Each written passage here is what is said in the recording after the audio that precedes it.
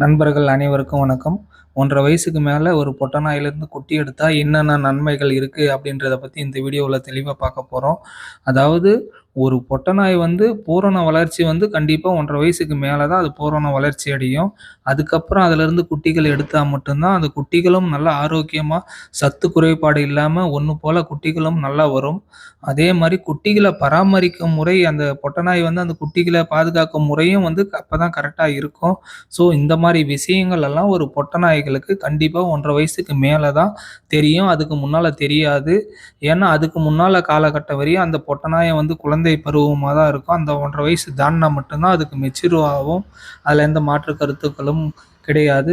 So இது எல்லாமே தெரிஞ்சுக்கிட்டு 1 1/2 வயசுக்கு மேல நீங்க மேட் பண்ணி குட்டி எடுத்தீங்கன்னா, குட்டிகளும் நல்ல ஆரோக்கியமா இருக்கும். நாய்களுக்கும் எந்த ஒரு சத்து குறைபாடுகளும் இல்லாம இருக்கும்.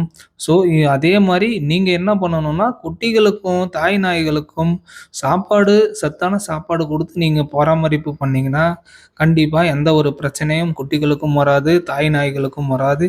இது எல்லாமே தெரிஞ்சுட்டு நீங்க மேட் பண்ணி குட்டி எடுக்கிறது ரொம்ப ரொம்ப அவசியம். மீண்டும் அடுத்த வீடியோவில் சந்திக்கும் வரை உங்கள் திருப்பத்தூர் பூவரசன்.